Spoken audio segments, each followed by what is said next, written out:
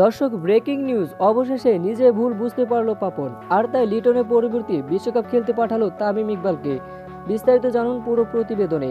দর্শক, দীর্ঘদিন ধরে চরমভাবে একের পর এক ম্যাচে ব্যর্থ হচ্ছে লিটন দাস, আর সেজন্য লিটনের বাজে ফর্মের কারণে বিশ্বকাপ থেকে বাদ লিটন।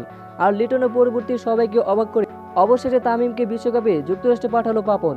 দর্শক, গণমাধ্যমে বিসিবি বস পাপন বলেন, তামিমের জায়গায় তেমন কেউ ভালো করতে পারছে না।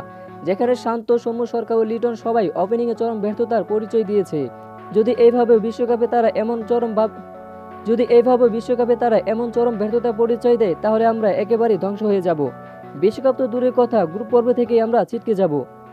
আর তাই লিটন, শান্ত, সৌম্যদের উপর ভরসা রাখতে পারছি না। বিসিবি বস পাপন আরো বলেন, তামিমের জায়গায় তামিম সেরা, এখানে অন্য কাউকে দিয়ে আর খেলাতে চাচ্ছি না। আর সেজন্য তামিম ইকবালকে অবশেষে বিশ্বকাপ খেলতে পাঠালো পাপন। অবশেষে নিজে ভুলটা বুঝতে পারলো বিসিবি। তো দর্শক, আপনাদের কি মতামত বিসিবির এমন সিদ্ধান্তে, তা অবশ্যই জানিয়ে দিন আমাদের ভিডিওর কমেন্ট বক্সে। ধন্যবাদ।